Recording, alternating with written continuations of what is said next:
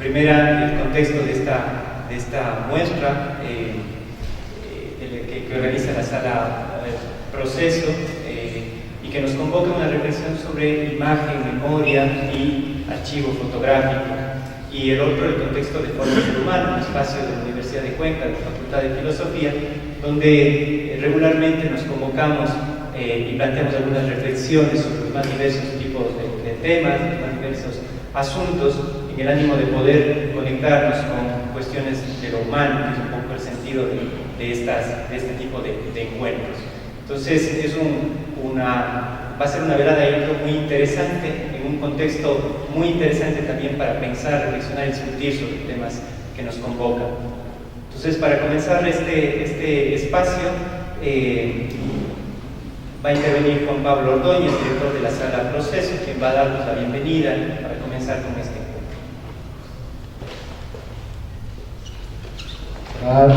Buenas tardes.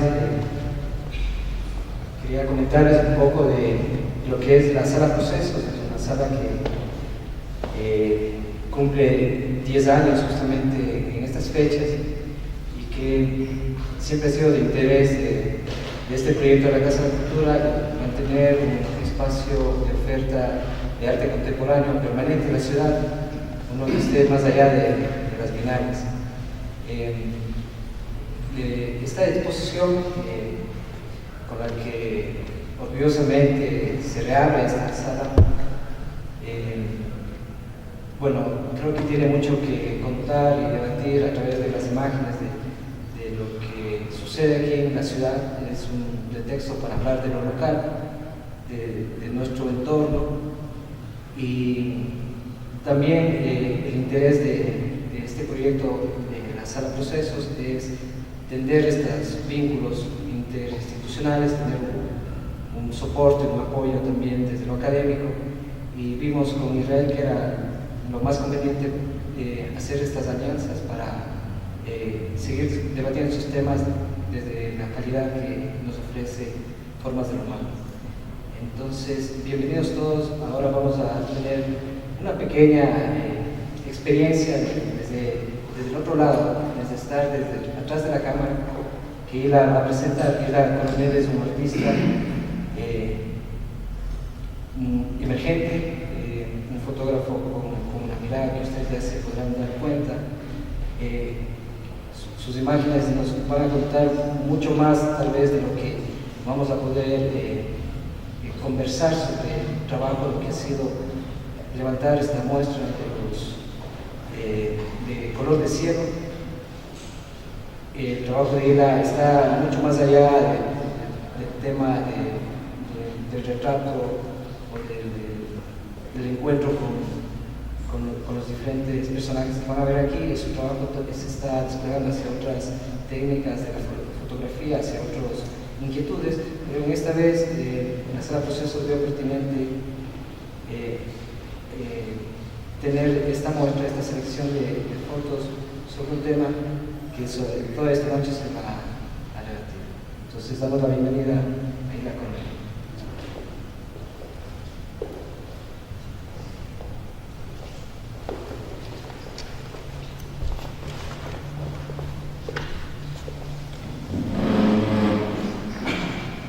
Muy buenas tardes, mi nombre es Ila Coronel y les voy a hablar un poco sobre cómo fue mi trabajo hacer estas fotografías. Tuve casi 2 años haciendo fotos a la gente de Sarara. Mi padre es de Sixi, él vivió hasta los 14 años, ahí se fue a Guayaquil. Yo también soy guayaquileño. Veníamos de vez en cuando a Sixi a visitar a los abuelos. De pronto conocí a alguien, me casé, y ahora vivo en el Sixi. Es bien extraño seguir los pasos de mi papá algún día recordó.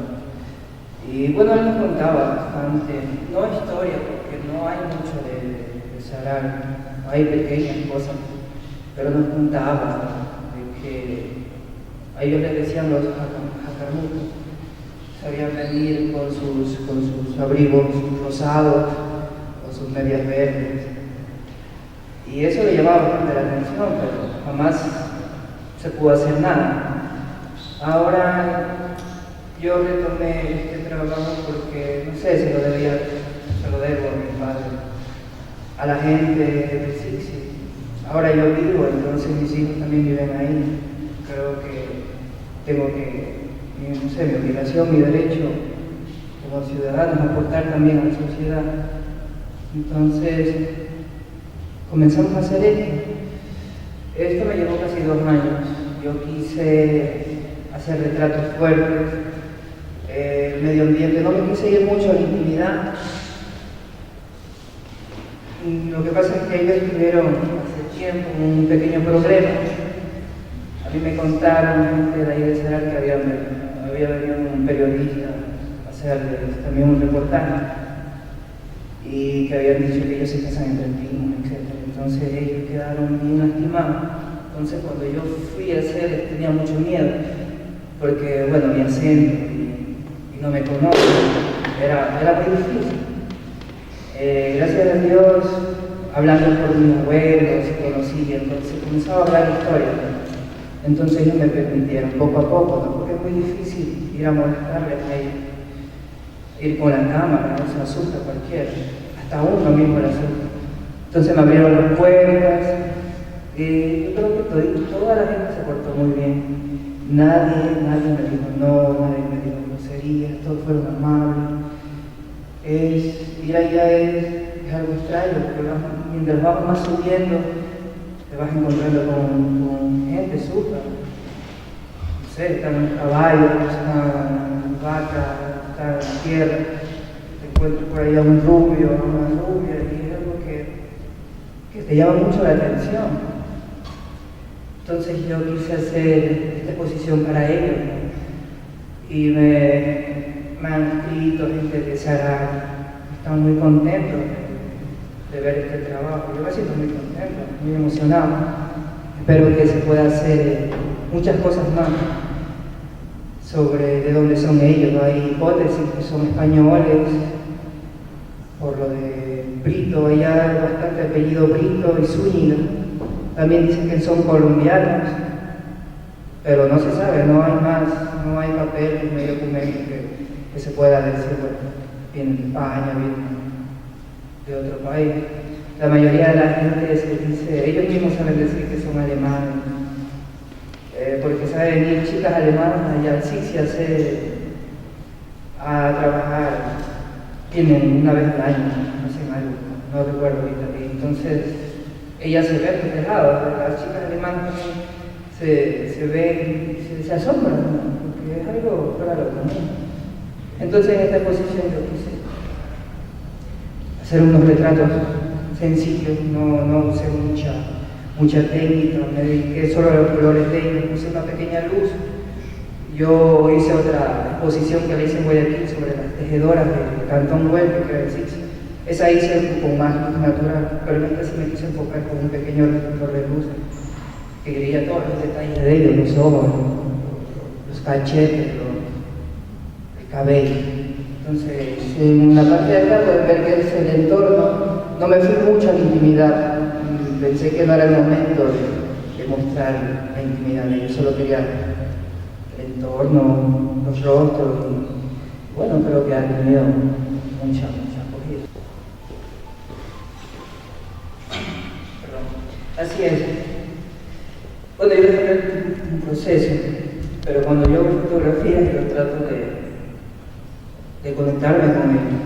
No, como te dije, este trabajo fue de 2 años, y si Juan Pablo no me hubiera dicho, tal vez iba para los 3 años, porque en los 2 años me aburría, me cansaba, y yo sabía que no era el tiempo ni el momento de hacer fotos.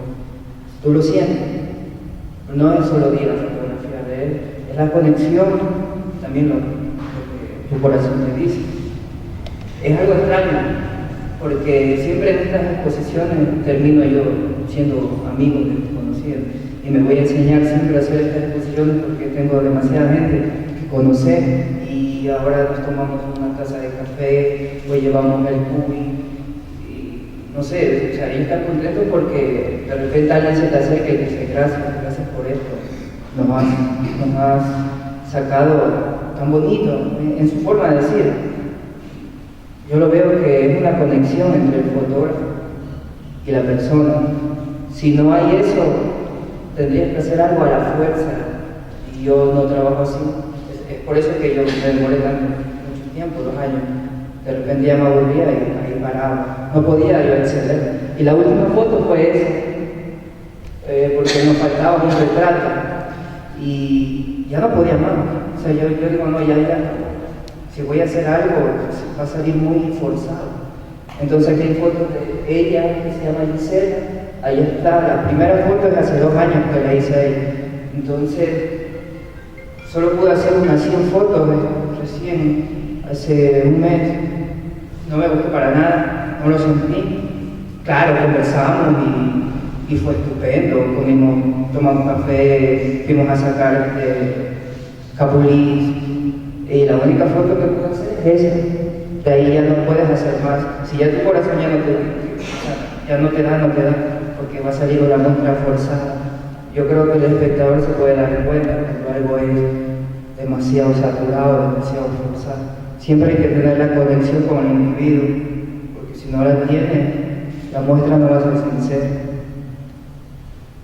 Esa es mi opinión. Vamos a continuar con la jornada. Nos acompaña ahora en este segundo momento María Fernanda Troya en su presentación. María Fernanda Troya estudió Artes Plásticas en la Universidad San Francisco de Quito, ha realizado luego una maestría en Estética del Arte Contemporáneo y de la Fotografía en la Universidad París 8 en Francia, y está terminando un doctorado en Antropología en la Escuela de Altos Estudios de Ciencias Sociales de París. Se ha desempeñado como profesora universitaria y como investigadora y curadora independiente en temas relacionados con arte, fotografía y archivos. Co-curó junto a Gabriela Zamorano y Débora Pool la exposición de frente y de perfil, retratos antropológicos de México y Ecuador en el espacio Arte Actual de Flaxo en 2010. Sus temas de investigación actuales están relacionados con archivos visuales sobre pueblos indígenas, economía y antropología de la imagen. Presentará ella su conferencia de la historia, la etnografía y viceversa, reflexiones sobre el trabajo con archivos visuales sobre los shuar, el caso de postales antiguas sobre el pueblo shuar producidas por las misiones salesianas, en donde analiza un grupo de postales publicadas por misiones salesianas sobre el pueblo shuar en Morona, Santiago, entre 1930. Y mediante la contextualización y el estudio de los usos y modos de circulación que tuvieron dichas postales, reflexiona sobre el valor que las mismas pueden tener en nuestra época para los descendientes de las personas fotografiadas. Entonces, a continuación, les dejo con María. Bueno, buenas noches, gracias por esa presentación, Israel. Mi recorrido, bueno, como pudieron ver, también es un recorrido un poco fuera de lo común. Estudié primero arte, después me fui hacia la estética y la teoría de la fotografía y ahora estoy haciendo un doctorado en antropología. Y eso no es relevante en sí mismo, sino que siempre lo pongo de pretexto de alguna manera para explicar cómo me acerco al objeto de mi estudio, qué es lo que trabajo, por dónde me interesa, por ejemplo, en este caso, acercarme a este grupo de postales sobre el pueblo shuar.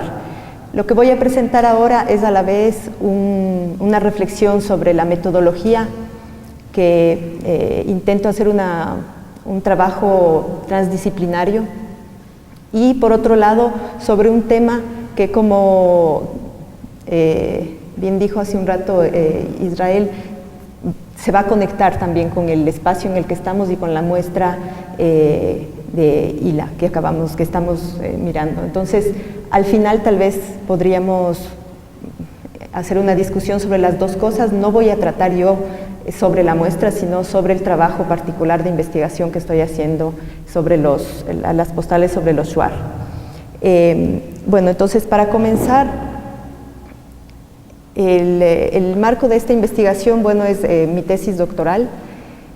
Y como les decía, es un trabajo interdisciplinario porque a la vez trabajo la imagen desde la historia, es decir, me he interesado en acercarme al archivo como un historiador lo haría, es decir, para buscar ahí datos sobre cómo esas imágenes fueron producidas, en qué contexto, pero más aún guiándome mucho en el trabajo de Deborah Poole sobre cómo esas imágenes fueron utilizadas, qué valores tenían en el contexto de su primera producción, cómo circularon, cómo fueron o no intercambiadas y después cómo terminan formando parte también de otro tipo de archivo. Y a la final, gracias a un trabajo etnográfico, cómo esas imágenes podrían ser valoradas actualmente por los descendientes de las personas fotografiadas. No voy a hablar de todas las imágenes que componen esta investigación, sino he escogido el caso de un grupo de postales publicadas por los salesianos en los años 30, como dijo bien Israel. Entonces, lo que guía esta intervención es la idea de cómo trabajar con archivos visuales. Por eso digo, desde el título dice de la historia a la etnografía y de la etnografía a la historia.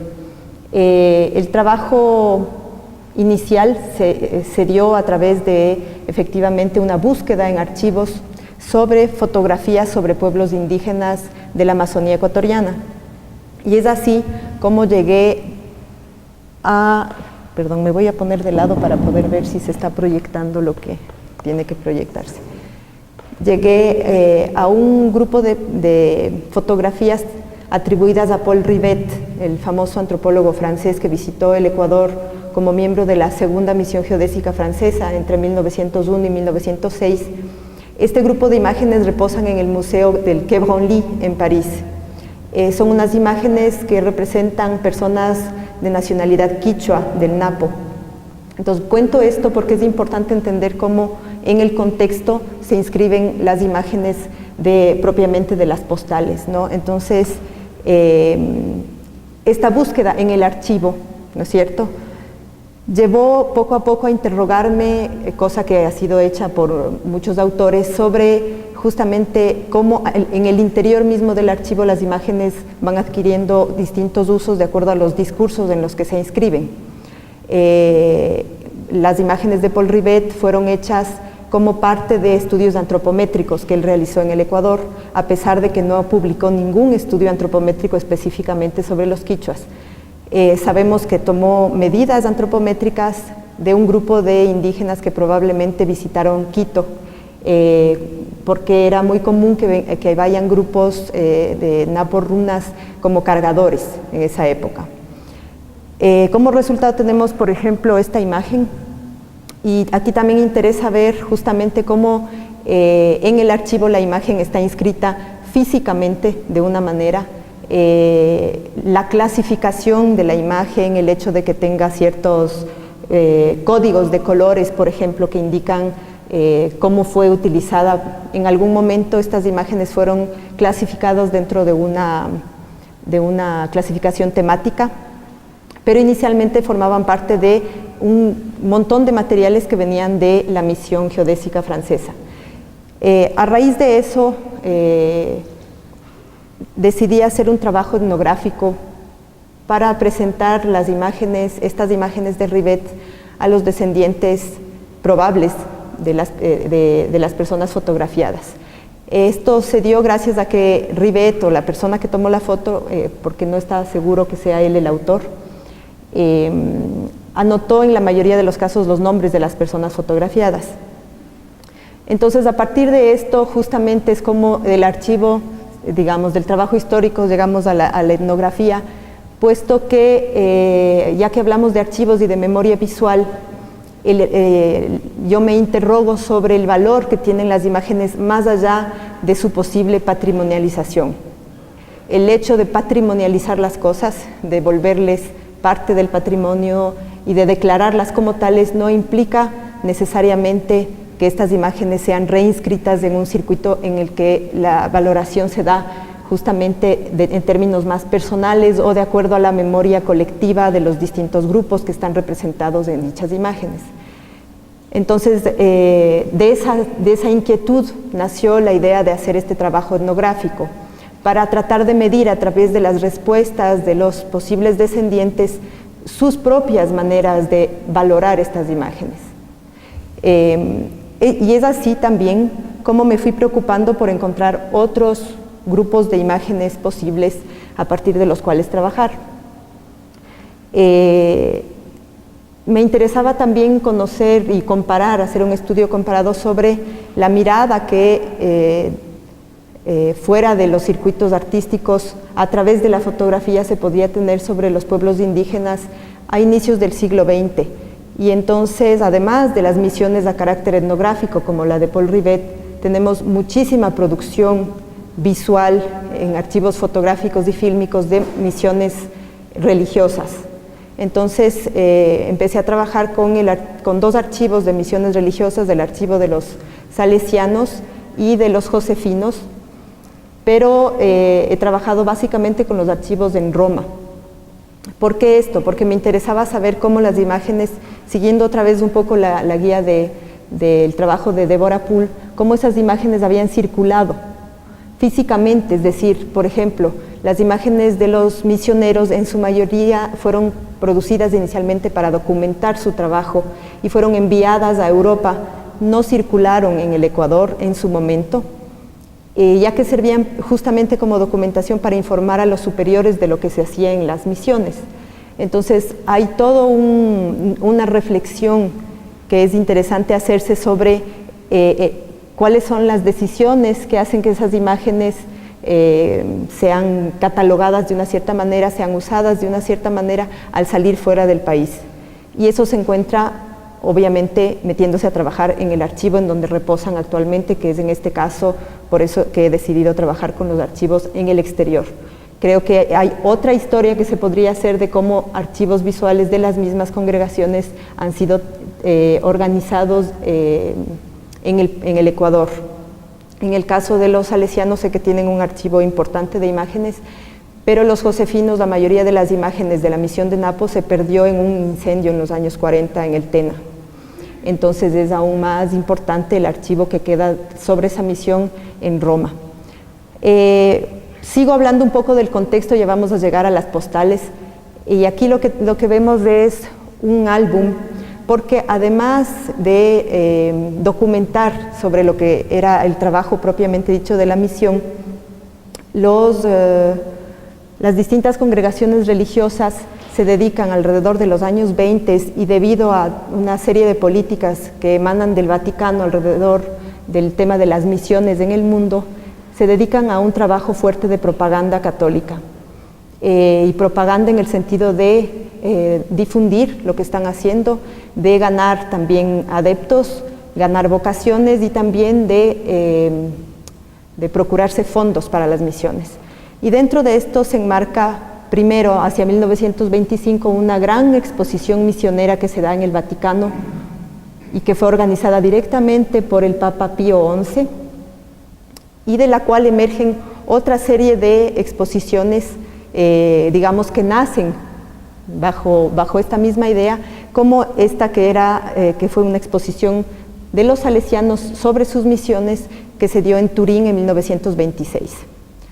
Básicamente la hipótesis es que todos los materiales que habían reunido para la exposición del Vaticano, en donde participaban la mayoría de congregaciones europeas que en ese momento tenían misiones alrededor del mundo, con esos materiales los salesianos organizan su propia exposición, digamos, en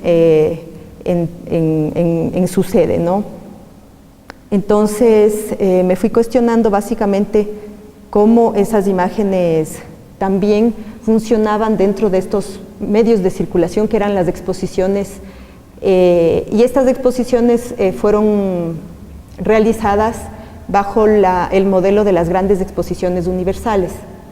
Entonces tenían pabellones en donde había muchísima información expuesta a través de medios visuales, y además había estanterías y objetos, y muchísimo de la información estaba tratada de modo etnográfico, es decir, que la idea del Vaticano era exponer ante los ojos del público no solo el trabajo de las misiones, sino la variedad de lugares, de pueblos, las culturas de los distintos pueblos a través de objetos y a través de fotografías.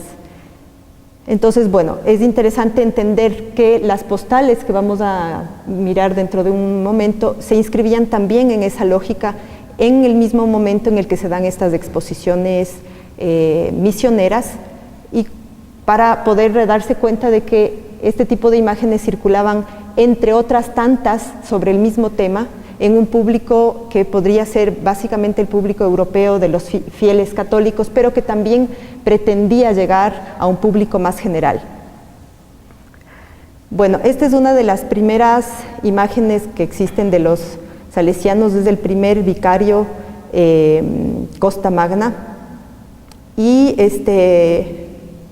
la he puesto aquí porque empezamos a ver un poco cómo es, y lo que vemos con estas imágenes de aquí, lo que decías, y la gran pregunta que uno se puede hacer es cuál es la mirada que el productor de esta imagen propone a través de esta fotografía. La mirada que él mismo ejecuta al hacer la foto, pero además el reflejo que nos llega hasta el día de hoy, qué nos comunica, qué nos dice. Entonces, una vez más, en el términos metodológicos, a partir de la imagen, uno puede encontrar un montón de sentidos diferentes y preguntarse sobre qué es lo que documenta la imagen. Para eso necesitamos, en este caso, como hablamos de archivos, mencionar muchísimo el contexto en el que fueron inscritas. Esta imagen, por ejemplo, fue publicada en un librito pequeño que hicieron los salesianos en 1906, y fue otra vez publicada en un libro de mucho mayor envergadura que se publicó justamente para coincidir con la Exposición Misionera Vaticana en el 1925.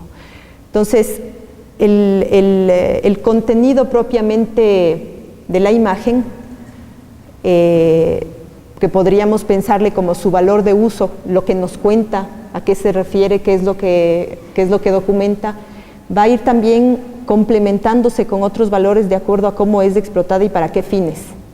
Esa es básicamente la reflexión en la que quiero inscribir este trabajo.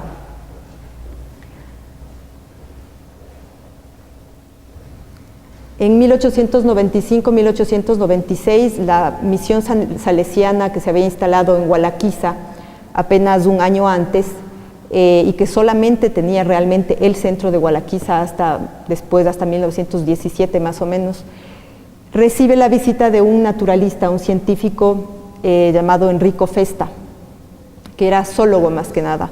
Y Festa hace un relato y una serie de fotografías sobre distintas familias shuar que venían a visitar la misión.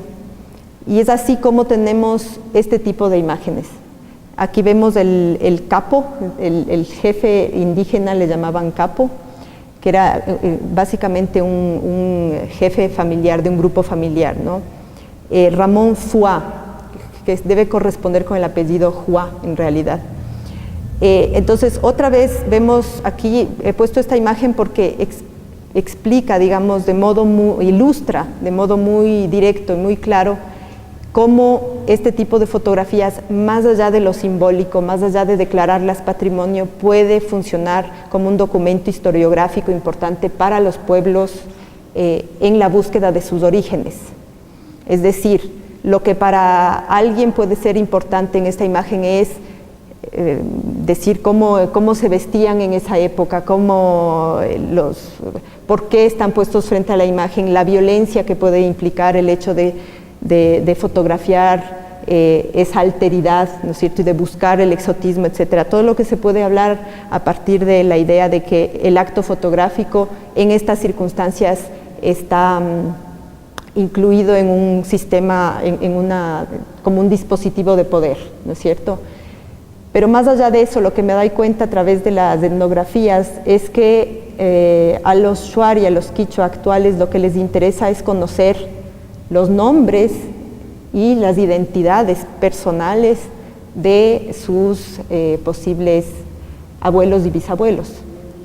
En ese sentido, es muy importante poder cruzar las distintas fuentes y hacer una especie de microhistoria de las distintas situaciones que, gracias a los pasajes y a las visitas de los etnógrafos o de los misioneros, pueden dar como resultado la identificación de una persona. Entonces, más allá de la carga simbólica, no sé si es que me explico, más allá de que la imagen pueda tener una carga simbólica fuerte. Aquí simplemente muestro otros ejemplos de los órganos de difusión propios de la propaganda católica de esa época. Por un lado, Misión Catholique, que era un órgano de una institución que se llamaba la Congregación de la Propagación de la Fe en Lyon, que publicaba Misión Catholique y también otro que se llamaba Anales de la Propagación de la Fe. Y son órganos, son periódicos ilustrados que a partir de principios del siglo XX empiezan a difundir imágenes de las misiones católicas alrededor del mundo. Otro ejemplo más de uno de estos espacios en donde estas imágenes circulaban y que no circulaban en el Ecuador. Aquí tenemos el órgano específico de las misiones salesianas, del Boletino Salesiano, y justamente con una imagen del vicario Comín, que fue el vicario desde los años 20, y un grupo de niños Shuar.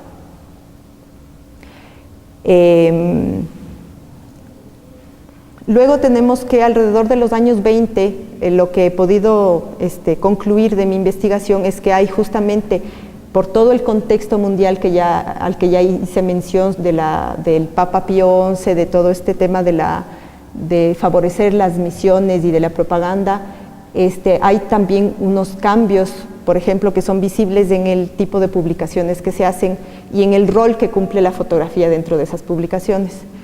Entonces tenemos que las imágenes son cada vez más importantes en tamaño, ya no sirven exclusivamente para ilustrar el texto o para complementar la información, sino que poco a poco van sirviendo para también apoyar discursos de modo más instrumental. Entonces eso es lo que vemos, por ejemplo, en esta imagen, no sé si se logra ver bien, arriba tenemos una persona que está cargando en sus hombros a un indígena Shuar muy frágil, muy débil, ¿no?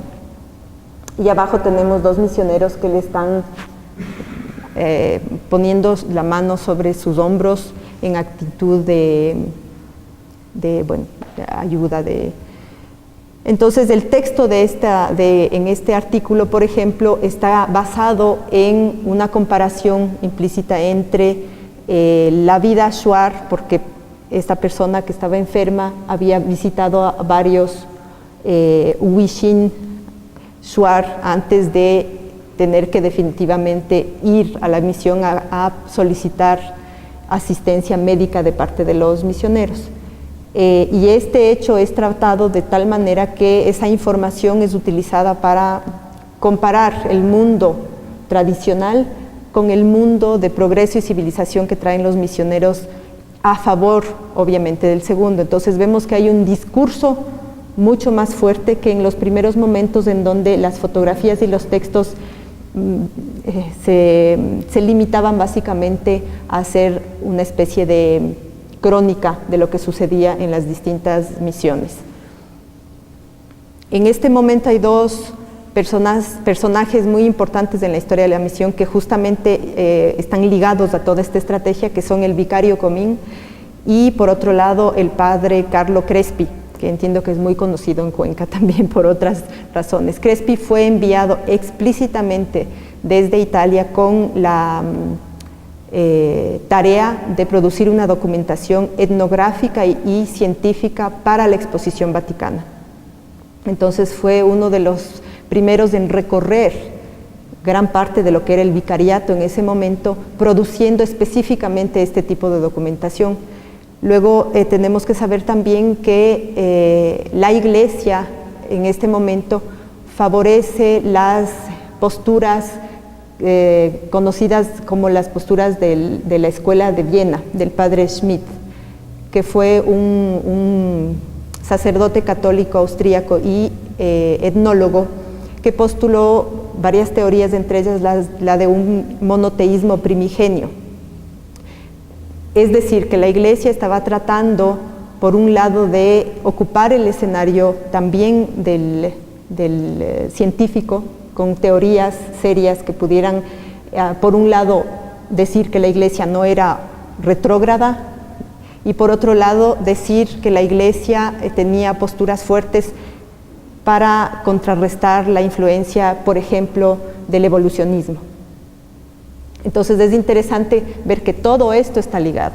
O sea, la imagen solita no solamente se responde al referente y a la situación fotográfica, sino que está ligada a todo este contexto que les doy simplemente aquí algunos detalles. Esta es, por ejemplo, la sala de etnología de la Exposición Misionera Vaticana, y esta sala fue específicamente encomendada al padre Schmidt, de quien les acabo de hablar, en donde él exponía a través de objetos e imágenes su teoría de los ciclos culturales, que es una teoría compleja, y del monoteísmo primigenio. ¿Qué es lo que decía este monoteísmo primigenio? Es básicamente que todas las culturas originalmente habían sido monoteístas y que se habían corrompido, digamos, o sea, a lo largo de la historia, por distintos factores, habían ido deformando de alguna manera ese primitivismo, ese monoteísmo primigenio, y que entonces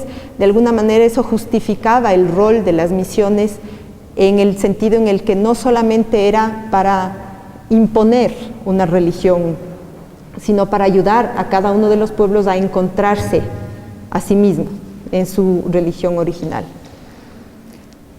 Bueno, regresando al tema que es más el nuestro, en este tipo de exposiciones se utilizaba mucho la fotografía y se utilizaban mucho este tipo de figuras a tamaño real, que se hacían de distintos pueblos y que son comunes desde todas las exposiciones universales que se dan desde finales del siglo XIX. Entonces, los salesianos producen, ¿no?, entre las cosas que hace, por ejemplo, Crespi, que es recolectar especímenes de flora, de fauna, etcétera, se producen fotografías, pero también se hacen este tipo de figuras a tamaño real. Entonces aquí tenemos una postal justamente que representa a una mujer shuar y su bebé. Esto se mostró en Roma y se mostró en Turín en 1925-1926. Bueno, entonces ahora sí, después de todo este contexto, llegamos a las postales. El grupo de postales que analizo fueron publicadas tanto en Italia como en Francia, en varios idiomas. Además del italiano y del francés encontramos español y húngaro. Las postales no las encontré en los archivos. Estas postales fueron encontradas en las ventas por internet, entre los coleccionistas. Hay gente que colecciona estampillas, etcétera, entonces hay muchos sitios de internet en donde se venden este tipo de postales, y he ido reuniendo una colección privada que me puede dar una pequeña idea de la envergadura de este tipo de estas series, ¿no? A pesar digamos, durante la investigación que he realizado no he podido tener lamentablemente información sobre cuántos ejemplares de este tipo de postales se imprimieron. En los archivos no hay rastro de ellas. Es interesante saber que tanto los salesianos como los josefinos, que son mis dos cuerpos principales, los archivos principales de misiones católicas con los que he trabajado, se mudaron de sede a Roma a lo largo del siglo XX, es decir, eran las dos de Turín, pero las dos se mudaron, y aparentemente en ese traspaso se perdieron también materiales. La cuestión es que no existe información sobre estas postales, pero claramente, y bueno, por los encabezados, las leyendas y los lugares de impresión, sabemos que estaban directamente relacionadas con las dos congregaciones. En el caso de las postales salesianas, la datación siempre es un poco difícil, pero Comín es vicario a partir de los años 20. Y en muchas de estas postales está Comín. Además, muchas de ellas coincide que fueron publicadas en el libro del cual les mencioné hace un rato, que se publicó con ocasión de la Exposición Vaticana en 1925.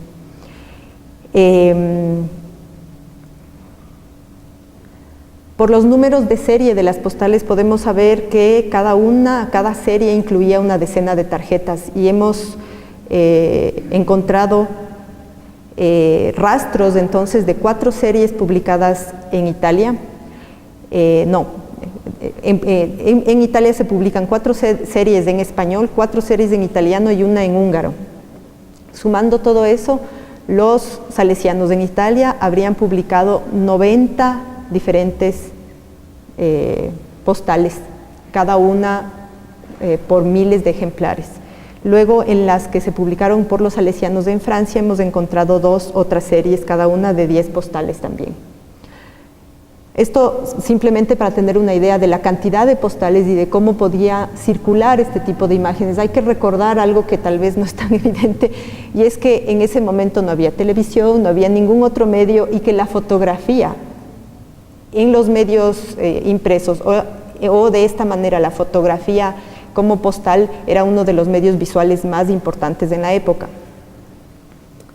Entonces tenemos que, por ejemplo, la mayoría de postales editadas por la Sociedad Editora Internacional llevan el nombre de Misión Salesiana de Méndez y Gualaquiza, pero en cambio las que fueron publicadas en Francia solamente llevan el título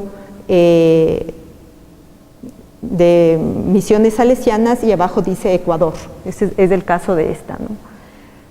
Eso podía deberse a que la misión de Méndez y Gualaquiza específicamente era conocida seguramente en Italia, pero no tanto en Francia. Recordemos que en Francia en esa época tenía muchas colonias, sobre todo en África, y en las cuales también se producían este tipo de postales, también por misiones católicas que se habían instalado en ese espacio. Entonces, dar la información sobre qué misión en específico era, tal vez no era necesario, simplemente bastaba decir Misiones Salesianas y Ecuador. Obviamente las postales son interesantes porque circulan, ¿no? Porque es una manera en la que la imagen va de un lugar a otro, y dentro de esto entonces tenemos que hacer un análisis sobre aquellas postales que efectivamente viajaron y las postales que no viajaron. Era común en la época también coleccionar postales para hacer álbumes, sobre todo en países como Francia, en donde los álbumes podían ser hechos a partir de postales de los distintos lugares visitados o de los distintos lugares en donde parientes podían haber emigrado a raíz de todo el tema colonial. Entre el grupo de postales que nosotros analizamos, es decir, las que hemos podido reunir, encontramos esta postal que es muy interesante porque es una postal enviada por el padre Carlo Crespi a la Sociedad Etnológica Finlandesa, solicitando una copia del trabajo sobre los shuar de Rafael Karsten. Karsten fue un antropólogo que visitó el Ecuador la primera vez entre 1916 y 1919 y que produjo asimismo todo un trabajo etnográfico sobre los shuar, que empezó a circular desde los años 20, pero en sueco y en finlandés. Entonces lo que hace Crespi es solicitar una copia de uno de esos trabajos, y es una vez más, está fechada además en 1925, entonces podemos darnos cuenta cómo alrededor de esos años los sacerdotes estaban muy interesados por el conocimiento antropológico, y específicamente en este caso los salesianos por conocer los trabajos científicos que se habían realizado sobre los shuar. Lo que nos permite llegar al tema del valor de cambio de las imágenes, es decir, además del valor de uso, por ejemplo, de una imagen como ilustración o de una imagen como complemento de información, en el sentido en el que estas imágenes estaban incluidas en publicaciones tanto científicas como publicaciones de los misioneros, tenemos el hecho de que la postal hace visible ese otro valor que es el valor de cambio, en el cual se puede, a partir de la intercambiabilidad posible de las imágenes, no solamente de sus contenidos, sino físicamente de ellas. Entonces, las imágenes obviamente circulan, hemos podido hacer a partir de esto un pequeño estudio de dónde a dónde circulan las imágenes, cuáles además tienen sellos en qué fechas, por ejemplo, y ese tipo de informaciones que son importantísimas para evaluar cuál es el posible público expuesto a estas imágenes, es decir, hasta dónde nomás pudieron haber llegado a ser vistas. Bueno, y básicamente el valor de cambio también residiría en este caso en la capacidad de ser sustituidas o de sustituir a otras imágenes similares. Hay que pensar que en ese momento el universo de imágenes de este tipo que circulaban en Europa era gigantesco para el momento. Y hasta qué punto el europeo común estaba expuesto a imágenes de esta alteridad exótica siendo evangelizada es un tema que habría que evaluar. Otra cosa que es importante analizar en el tema de las postales es el hecho de que funciona la imagen de modo casi independiente del texto. Las leyendas son generalmente tautológicas, vuelven a decir lo que ya estamos viendo, y son una manera novedosa en el momento de hacer circular las imágenes a través de los nuevos medios de reproducción fotomecánica que se habían solamente inaugurado realmente a principios del siglo XX. Se habla mucho de la reproductibilidad de la fotografía, pero esta no se logra realmente sino hasta que se pueden incluir imágenes en los impresos o se pueden hacer tarjetas postales. En el sentido de las tarjetas postales, las primeras comienzan a circular obviamente durante el siglo XIX y no son fotográficas, son tarjetas postales que incluyen ilustraciones, dibujos o grabados, pero hacia inicios del siglo XX las tarjetas postales fotográficas adquieren cada vez más relevancia. Bueno, ¿qué es lo que nos muestran estas tarjetas? En general, muchas muestran el lado exótico, la alteridad puesta en escena, como en este caso. El título es Jíbaro cazando. Es muy poco probable que haya estado realmente cazando, ¿no es cierto? Entonces es una puesta en escena en la que el fotógrafo lo que ha hecho es pedirle a la persona que pose, ¿no es cierto? La pose en esta además es muy evidente, porque está regresando a ver al cielo, en fin. Y otras de las escenas eran obviamente las escenas en las que se ve al misionero en acción, en las que se habla más bien de ese otro lado del péndulo que sería lo bueno que tienen las misiones y cómo ayudan a estas poblaciones, ¿no? Entonces fluctúan, digamos aquí, imágenes usadas para la persuasión, para el convencimiento de los fieles de que es una buena acción, para la propaganda, con otras en las que se explota el lado exótico que podía ser simplemente la curiosidad de cualquier europeo de ver un pueblo diferente. Nosotros hemos así distinguido dos momentos que ya mencioné hace un rato. Hacia los años 20 cambian las políticas de los salesianos, ya no basta con mostrar esa alteridad puesta en escena, sino que hay que mostrar la diferencia entre, digamos, de alguna manera el juicio entre lo bueno y lo malo. La tradición shuar o las costumbres o el modo de vestirse o el modo de ser versus los beneficios que trae la civilización y la evangelización.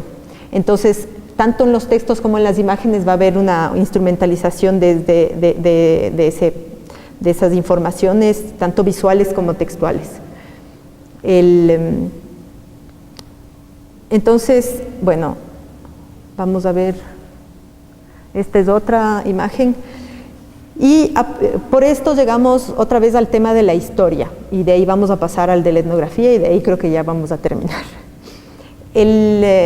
Volví a decir que estas imágenes, además de este análisis sobre cómo circularon, sobre sus usos, sobre los valores que podían tener en esos contextos, son interesantes como documentos historiográficos. Entonces aquí he puesto un ejemplo de cómo a través del cruce de fuentes se puede reconocer y se puede identificar a las personas. Entonces, por ejemplo, tenemos en esta postal cuya leyenda dice el jíbaro Tandu, T-A-N-D-U, de Méndez. Luego tenemos que el mismo hombre aparece en una imagen en uno de los boletinos salesianos de este periódico que publicaban los salesianos en mayo de 1925. Eso nos permite, primero que nada, datar la imagen. Pero además, como aparece la misma persona, que le podemos reconocer por sus rasgos físicos, podemos hacer un recorrido, digamos, para poder encontrar su identidad. Aquí aparece el mismo hombre en otra postal, no sé si se dan cuenta. Es la persona del centro. En esta postal, sin embargo, la leyenda en español dice: 3 jíbaros de Méndez, Samagasi, Sanchi y Magasi. No hay ningún tandu.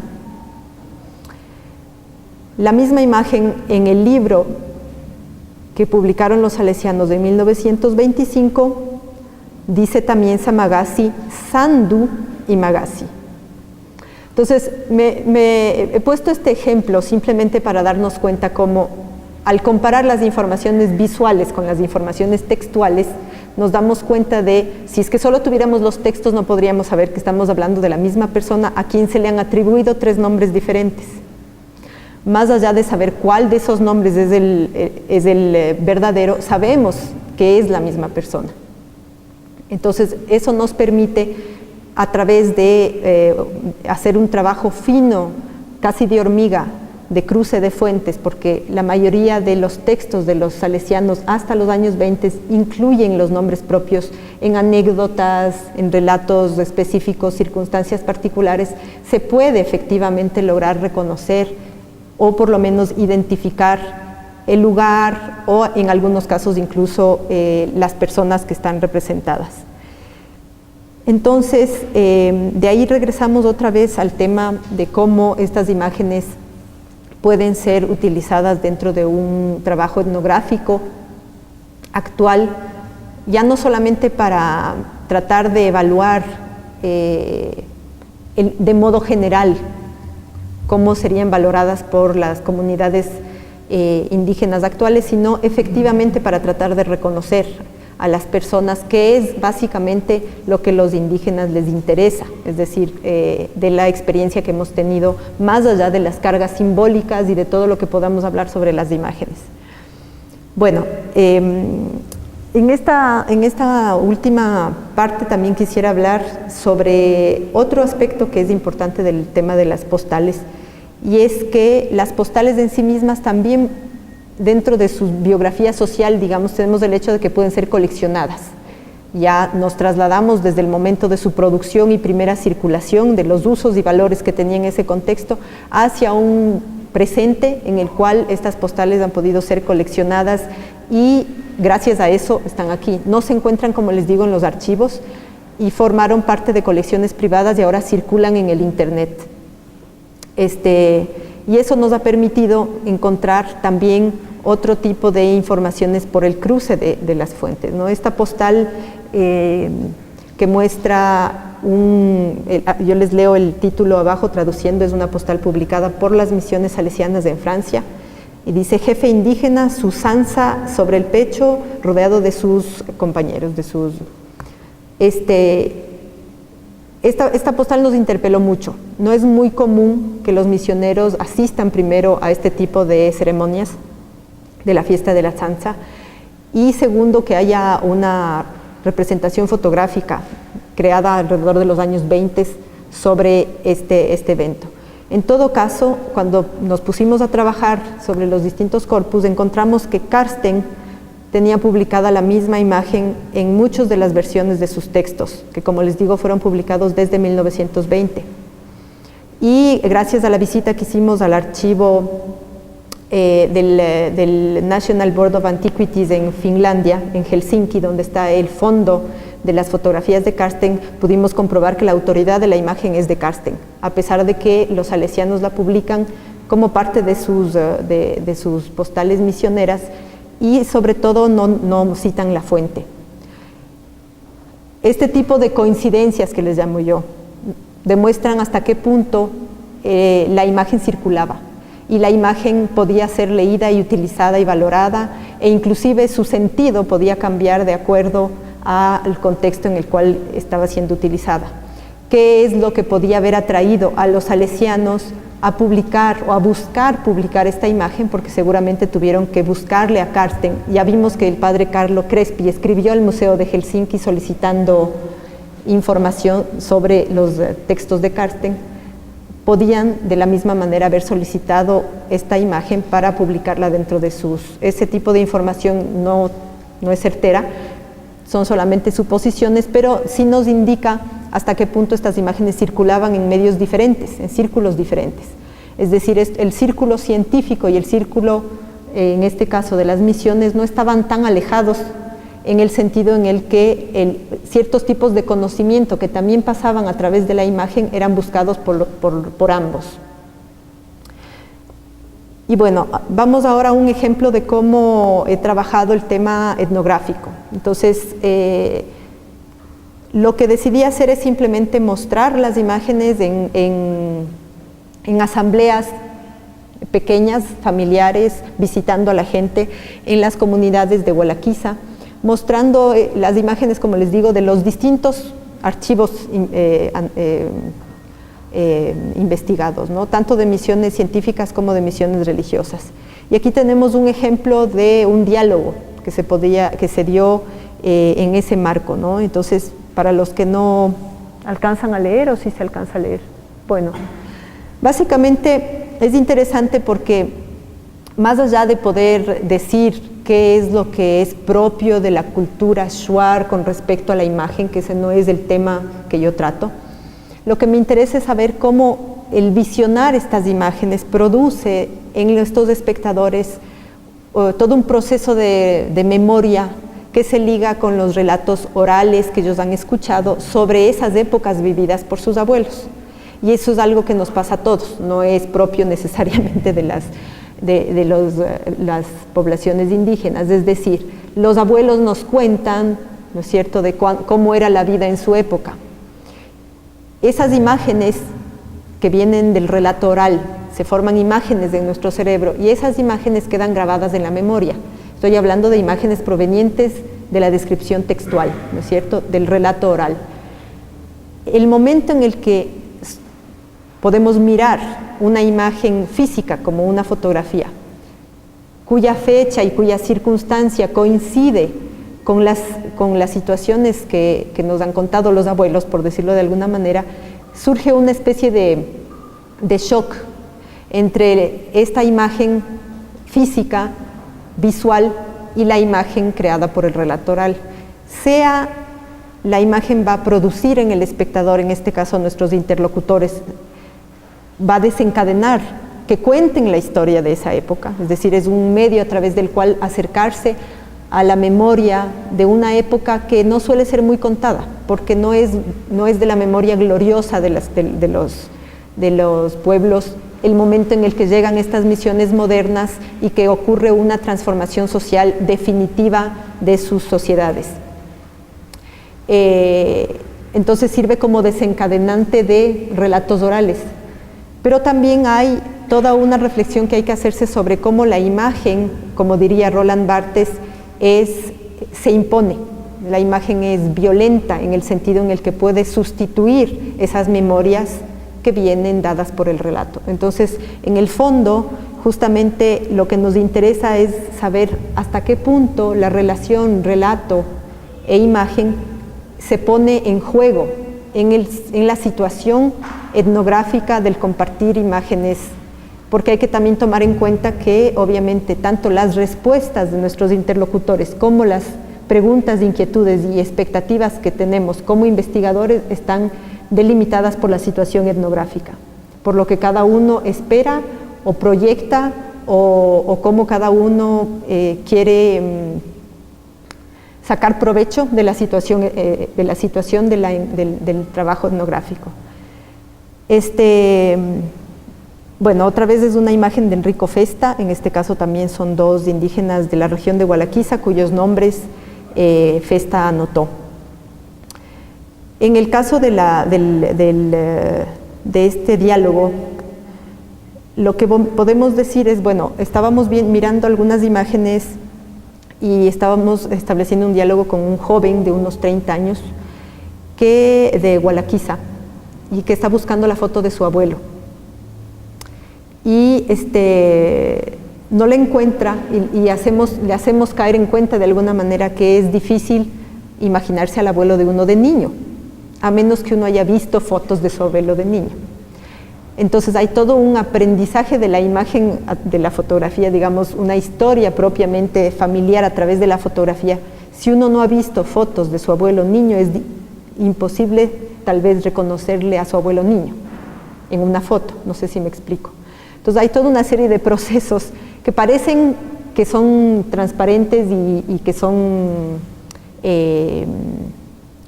automáticos con la imagen fotográfica, porque en nuestra época estamos acostumbradísimos a ver todo el tiempo imágenes fotográficas. Pero si uno no ha tenido esa experiencia de verle a su abuelo de niño y peor a su bisabuelo, uno no puede reconocerle. Entonces está todo el tema del reconocimiento de la imagen, ¿no es cierto?, previo a un posible reconocimiento de la identidad.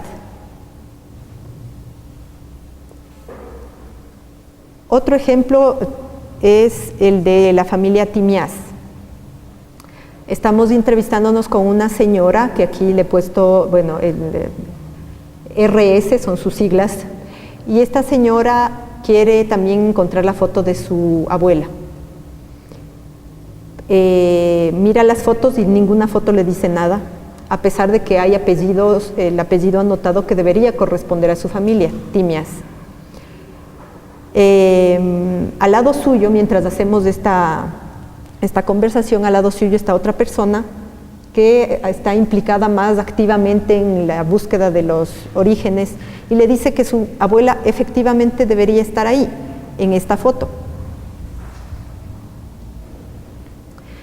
Es una familia que fue muy fotografiada durante los años 20 porque vivía cercana a la misión. De hecho, tenemos aquí Gregorio Timasa, ¿no? Gregorio Timiás, que debe haber sido bisabuelo de la persona con la que nos entrevistábamos. Lo que este ejemplo nos permite es saber que, más allá de que se consiga identificar a una persona en una imagen, el espectador puede o no realizar una apropiación de la imagen, sentirse realmente que esa imagen pertenece a su historia familiar. La duda siempre queda abierta, está también en juego la voluntad o no, hasta qué punto uno quiere creer lo que no es posible demostrar.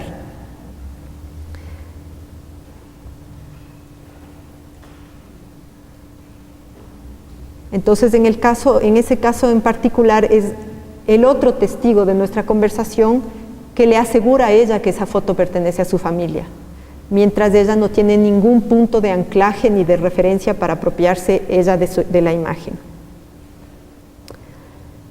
Bueno, hay otro tipo de imágenes, y con esto voy a concluir, en los archivos, que son imágenes que yo les llamo mudas. Son imágenes que están cargadas de simbolismo, como vemos esta, por ejemplo, pero que no necesariamente hablan a nuestros interlocutores en el sentido de que no presentan la identidad de nadie, solamente vemos al vicario Comín y a un shuar arrodillado que le está besando la mano. Es decir, que esta imagen comunica más allá de la identidad de las personas, pero no necesariamente cumple con el rol que nuestros interlocutores ansían que estas imágenes puedan cumplir, es decir, aquel rol de llenar de alguna manera el espacio del álbum familiar.